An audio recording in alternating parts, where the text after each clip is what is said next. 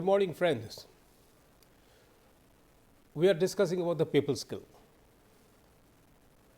So far, I have discussed about certain skills under people skill. I hope by now you have gone through it repeatedly, checked with your own experiences, own understanding, and tried to configure in your mind that what this people skill is about. Now, I will go through few more skills which are considered to be people skill. In that skill, usually what will happen is you will consider your skill personal but manifested as a people skill. So, what we are talking about in people skill is every individual has its own skill, and that skill which works with people. And very personal skill, very innovative skill is it works with oneself. Social skill, it works with others. So, when it comes to more number of people, then people skill becomes very, very effective. Now, managing remote teams, managing managers, managing teams, managing project managers is one kind. But how about managing remote teams whom you are not interacting with every day maybe, or who are not in front of you? That is another skill. Nowadays nothing is really remote. It is only a physical location of different people whom you are interacting with the availability of various mechanism by which you can communicate, like GoToMeeting for conferencing, like Skype for conferencing. Remoteness has been almost eliminated. Any part of the globe, somebody is sitting with one's laptop with the camera on, and you are sitting here diametrically opposite on this part of the globe and communicating with him or her through Skype. Is no longer remote really. Physically, yes. Theoretically, yes. Virtually, no. Virtually, you are not remote. You are in fact being able to identify, or rather his camera has a little bit of wide angle lens, then you can see many other objects which are not of your business in this interaction, in this discussion. But you can see, okay, such books are lying on the table is of this color, table is of this size, there is a lampshade, there is a cushion chair, all these things are there. So, basically nothing is remote because you are seeing in front, it's almost as if you are seeing in front of your eyes. The situation is when you are managing remote teams, you have to understand that physically they are away. So, when you are handling them, when you are giving them instructions, when you are expecting some deliverables, unless it is digitally transferable or transmittable, then your instructions have to be very, very strong. You are instructing from here a team who is working sitting in some other part of the globe, and you are instructing something and the persons are trying to work it out and then delivering something, delivering some service. This is a very strong skill. What is required in this is speciality is this. You have to be very clear about what instruction you are giving. You have to be very clear about the cultural conditions of the persons where they are, of the area where they are. You have to understand the climate. You have to understand the time. You have to understand the situation, the targets, what he is supposed to do. So, managing remote teams is also very strong people skill. And today's days, remote teams are almost becoming inevitable.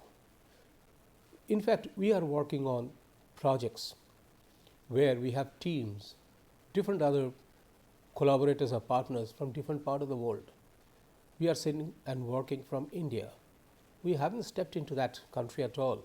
But the thing is, the way we communicate, the way we take the feedbacks, the way we take the instructions or we give the instructions, this is a skill. This skill you can acquire just by working. It's not a rocket science. You can always acquire it. It's not difficult. Initially, there may be a little bit of difficulty. Okay, what is important is your communication system has to be proper. I am talking about the digital communication system, the computerized or network system has to be proper. And not only that, your mind must be able to comprehend exactly what is the purpose of using that time which is priced. So when you are managing a remote team, mind it, every minute counts in terms of price. Okay, so learn it. Managing virtual teams means you are not seeing the teams. In the remote teams is you are watching, but the virtual teams is you are expecting that there is somebody who is working for you. This is another people skill. Managing virtual skill is slightly tougher than the remote team. Remote teams is like you are watching them, but the virtual team is you know that you have taken this action from your end. Now the action is now floating and reaching your other team member somewhere, and they are now working, and you are not being able to regulate them. It's only what level of information you have transmitted, what is the degree of correctness, what is the degree of transparency in it, or the degree of discrete information that you have communicated so that somebody is working. So here nowadays in today's condition where network system has connected the entire world digitally such that you really don't think that you are separated physically, not even in terms of time, then in such cases virtual teams are very strong things which are coming in the market. You are working, somebody is working from somewhere, and you only have to have an idea any instruction that you are given, whom it has gone to and how it will be taken. That means how you encrypt the information and how he decrypts the information and how one infers your instruction and then goes forward. So not every time you are going to see whom you are giving this instruction. It's almost like manuals. Working manuals the company makes. Working manual is created by one group of highly experienced persons, technically competent and also educationally competent. That working manual which now goes into hands of every person in the company, and the persons who prepared the manual, they don't see the other persons how they are taking it, how they are working on it. Virtual team, they have to visualize what all instructions should be there in the manual and how these instructions are to be carried out to the correctness. This requires a good amount of visual comprehension of something which you are not seeing. So instructions, policies, working manuals, such things are almost like the managing the virtual teams. Mentoring is very strong people skill. Means you now, as I said, coaching and mentoring almost go side by side. I have said for other also. Mentoring is, it's very interesting. Like say coaching, first let me repeat again. In coaching what happens is you are not the game player, but you know the tricks of doing it, playing the games. You are coaching somebody and he plays on his behalf. You are only giving him the knowledge, tricks and tips. But mentoring is slightly different. In mentoring, you had been the game player and you may be the game player even now, and you will be the game player in future, and you are trying to mentor some people to play the games the way you train them. So you understand the difference. A cricket coach may not be a good cricket player, but he knows theoretically how to play good cricket. So he teaches or coaches the youngsters to play right cricket, grammatically correct, all techniques. But he might not have ever got a chance to play cricket in a big scale, but he may be coaching somebody who becomes a world famous cricketer. Mentoring is person who had been a very good cricketer, he was a captain, and now he is still the captain, and he is mentoring the youngsters in his team, or he is mentoring the others to become good cricketer. So he may be still performing. So this has to be very clearly understood. So coach can be all right, but mentoring is slightly more emotional. Coaching is you are asked to give a training, you give, but mentoring, it comes from within your own urge to mentor somebody. And by mentoring, I'll tell you, some talented young people suddenly blooms into excellent quality. Maybe absence of mentoring would result into not proper flourishing of that talent of the person. But true mentoring may suddenly trigger such kind of urge or zeal in the mind of the youngsters that he realizes his own skill and ultimately practices the way he has been taught. Okay? So, this is important. Now, here not everybody can mentor, and not everybody wants to be the mentor. If everybody wanted to be the mentor, then every time a senior would have mentored a junior. An experienced person would have mentored an experiencing person. Okay? But not everybody wants it, because it is not, some people say, I may be good in my own activities, but I am not a good mentor, because I cannot really take that much of activities, or means I cannot take that much of effort to mentor somebody, because mentoring is almost every day. You have to, through some means of interactions, influencing, convincing, conferences or conversations, you are trying to mentor. It's not very easy. But however, organizing some people in the group has a strong organizing ability. This organizing is basically whenever there is some event has to be organized. Everybody is talented, everybody is qualified, everybody is good, but there are some who possesses exceptional quality of organizing things. Now, he may be having many other such skills that we are talking about here in terms of people skill. Some people who may not have a very strong personal skill, but has a strong people skill. So, organizers who can arrange overnight a large group of mass for attending a political rally, a good organizer. An organizer who may be a good organizing ability person means who can arrange to see that the program that one is going to launch is going to be successfully attended by many. Good organizing. Not only that, another who is good in organizing the event, not necessarily the spectators or the house, the event.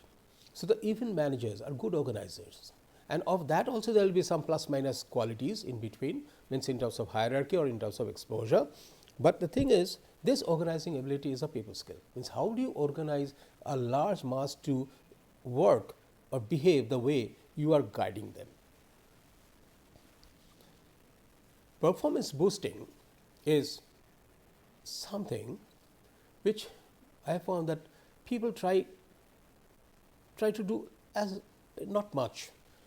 Why? Because there is always a fear. I have experienced myself.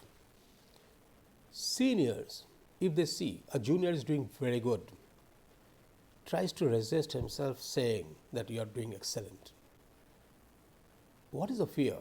I've asked some seniors that why you are afraid of saying that you are excellent in your performance. The answer was very funny. Answer was, if I tell him that he is performing very well, then probably he will become complacent, contented, and he will not give more effort to become better. I personally think it is counterproductive. No, maybe it's just look at it in the other way. Somebody is performing well. He is not very sure that how good is his performance. So there has to be somebody who has to say you are doing good performance. Now, simply saying you are doing good performance does not mean anything. In the performance boosting, you have to say that you have performed well. You have started from here, reached up to this point.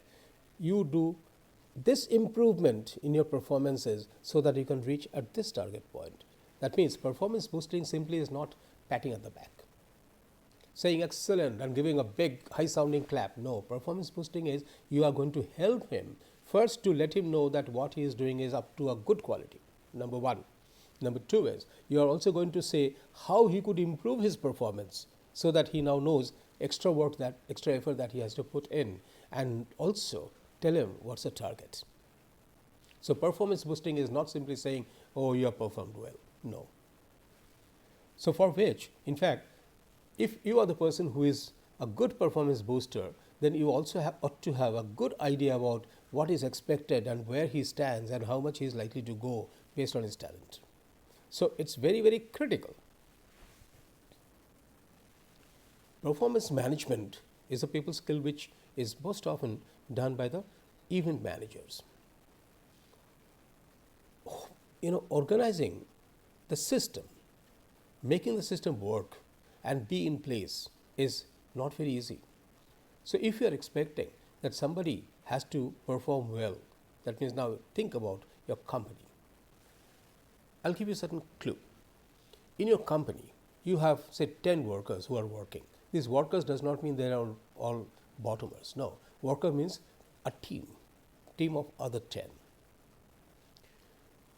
Your role is to see that everybody is performing to the level that he is expected to. This is what is performance management, for which you have to do a lot of things. One is to get the proper performance out of one of the team members. You have to give him or her the right situation, right place of work, right gadgets or tools to work with, right time, good compensation of his time, encouragement for his work or her work. So performance management is simply not saying that, okay, you perform and I oversee. No, it is not performance supervision. It is a performance management for which you have to go a little extra mile to help that person to perform better. And by performance management, you can always improve. You can always improve the situation. So what you do is make a team. Identify the talents of each other person. This point may be coming after some time. Identify the right talent for each task. You break the work into say 10 components. If you have 10 team members and everybody has to work and you are taking these 10 team members for your working, then you divide the roles of each one of them depending on their talents. First is, even if you don't know individually anybody, suppose you have not made your team, but still you can break down the work. By breaking down the work, for each work, you advertise for suitable person.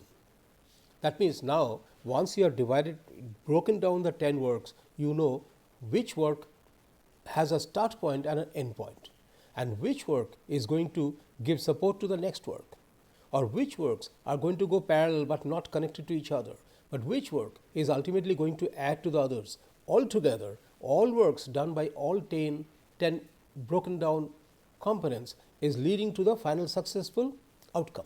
So whether you have the people or team with you or not, immaterial first. First, you must know that what are the different components in which you require 10 different experts.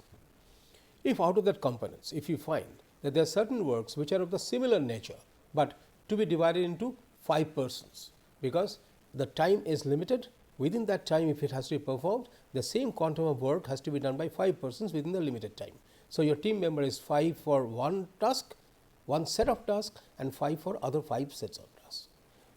Okay, if it is so, then of these 5, what you do is you find out that who is going to be doing what component of that same task. Is something like, think about an architectural office performance management. I got a project and I know that I have to deliver within 3 months a certain amount of design products. I require a designer who will design the buildings. I require 5 drafts person who is going to draw this, whatever the designer is giving. Now I have 6 components. 6 component is, one component together is drafting component, another component is a design component. They are not comparable, neither exchangeable. Now designer, if I see the project is so large that one designer cannot do justice in 3 months, I require 2 designers. So I have 2 such components. So entire work broken down is now broken into 7. 5 draftsmen I require, 2 designers I require. Now suppose if it is a CAD oriented work, I require a CAD manager who is going to control the whole work's production. Then I require a CAD manager. So now it's a 8th person who came in. Okay. Now let's say 8. Let's take this example. What I have to do is, I have to first, not knowing who is going to be the designer, who are going to be the designer, who is going to be the CAD manager or the drafts person. I know my entire work and I am going to divide this into such components and then look for the right person for right job, depending on their experience, skills and expected compensation and all. And then I design an advertisement and I call for appointments, whichever means I follow. Whether it is advertising through newspapers or through net or through referrals, it's immaterial. As long as I get right person for this. Suppose now I got 8 persons, one CAD manager 2 designers and 5 draftsperson. Now my role as a performance manager is I must see to it that everybody is giving their best to attain my target. This is the performance manager. Imagine situation, case 1. Out of the 5, 3 persons are working very seriously and 2 others are very casual. Though they are talented, but the only thing is they are not working properly. This is in turn is going to demoralize the other 3. These 3 are thinking that why you are working so hard when the other 2 are really so casual and the management is not thinking about anything. It's a question of a performance management. You have to see to it that everybody gets their due in terms of time, in terms of compensation, and also you tell them what is expected. If you can do this, what will happen in 3 months? If you are rightly decided that 2 designers, 1 CAD manager and 5 draftsperson will work and a project can be done, it will be done. But if you find that no, it is not, means you require more, then you include more team members. Or if you find that no, we don't require so many, then what you can do is you pick up 1 out of that and assign some other projects. Okay, so entire thing is basically based on what? Basically based on the performance management. You have to really regulate and manage the whole stuffs in such a manner that right people are assigned the right jobs with the right time, right situations, right gadgets with the right compensation. So it is not very simple, mind it. We think that it is, actually it is not. Strategic planning is another very strong people skill. Strategic planning, essentially, when I'll talk about the marketing strategy, there are very strategic approaches which I might talk about. I'm not committing now, but there are many strategies. Basically, strategy, what is this strategy? Strategy is how to do it, to working out a path, how to do it, how to do something. You have a target, you have your machineries, you have your team, how to really do it. The strategizing this is very important. So strategic planning is also a people skill, because to make strategy you can say by not making strategy you can always take the load on yourself and work with your strong personal skill, but actually for organizations you are using strategic planning with other people. Your strategic planning is like this. You are strategizing how to create products for marketing.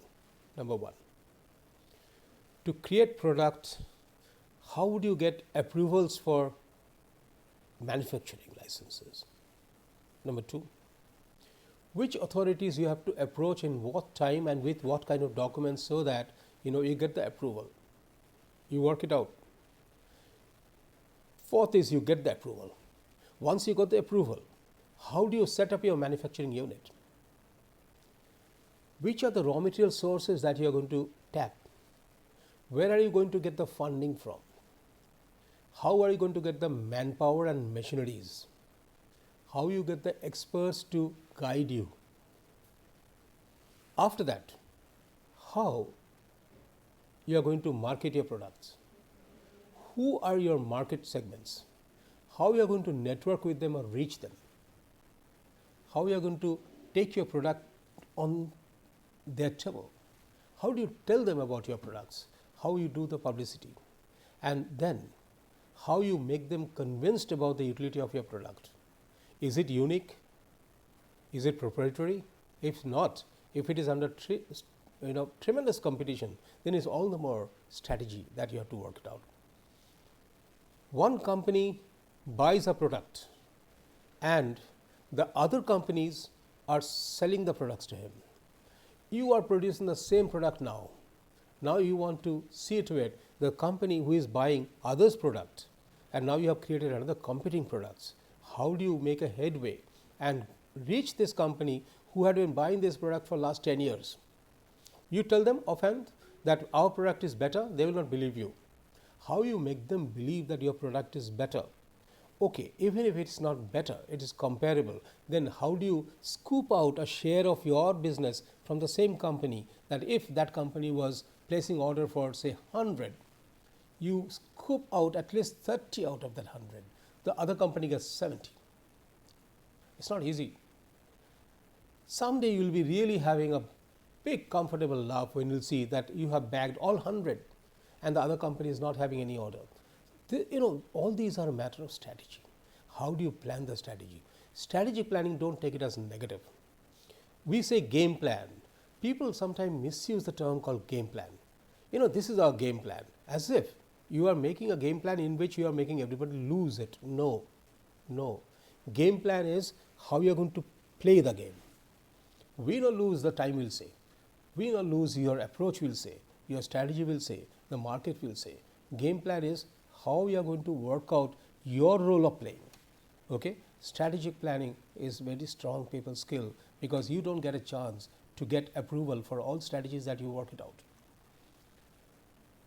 The board of directors of a company, they listen to a proposal by other members or by the company secretary or whoever, CEO.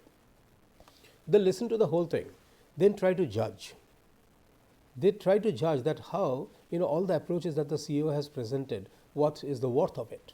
What is the pitfalls of it? What is the negative of it? What is the benefit of it? What's the loss out of it? What is the speculation out of it? All these things they work.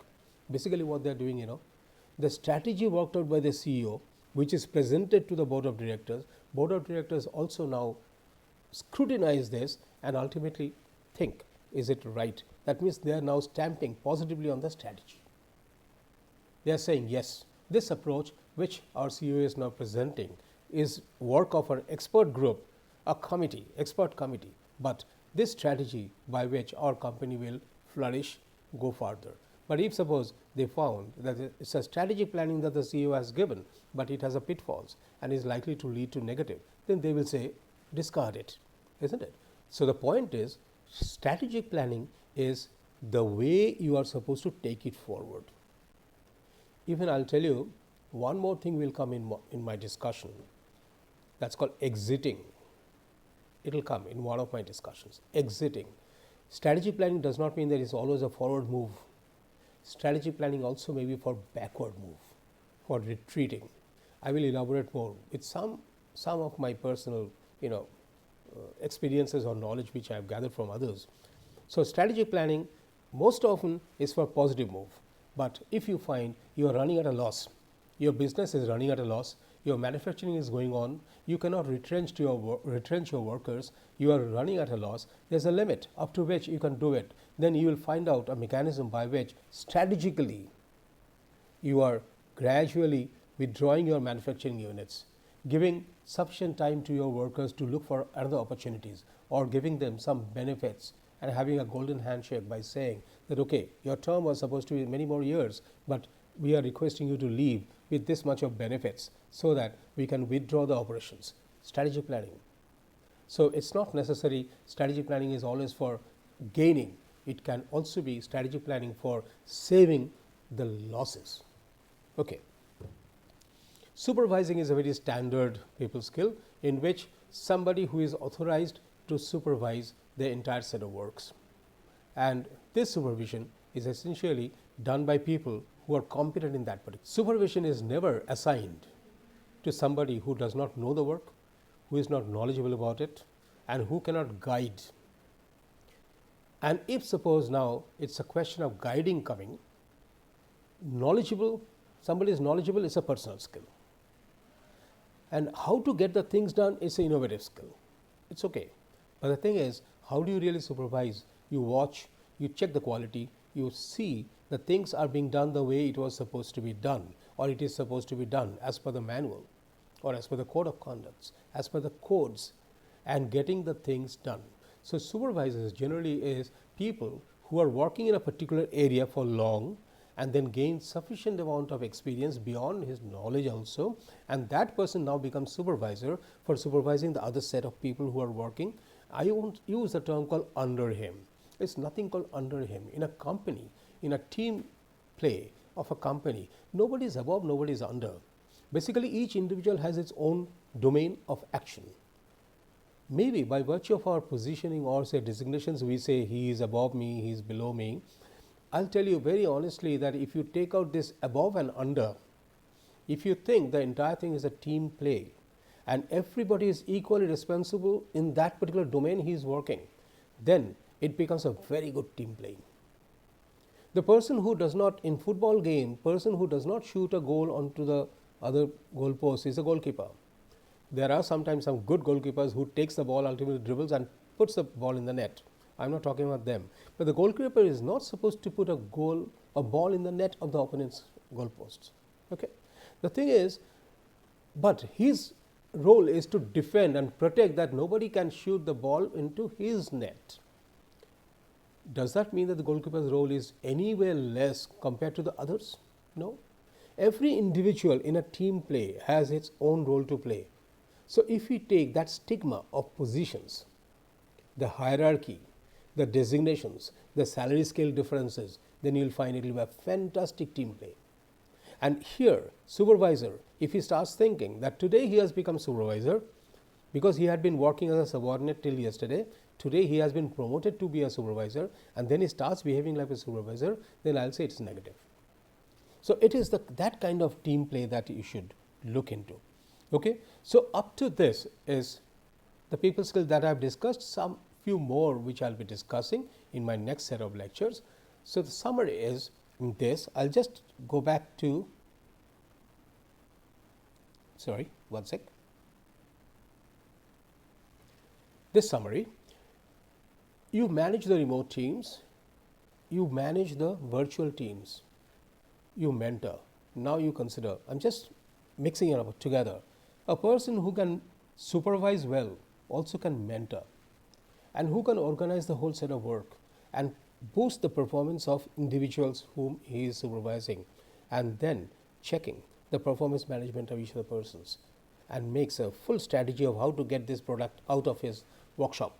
You know, that is how you should look at it. Each individual points are individually unique maybe, but when you start combining them together, then you will find that they are all becoming almost like a set of the skills which are working. Okay? So in the next day, I will talk about the others. Thank you.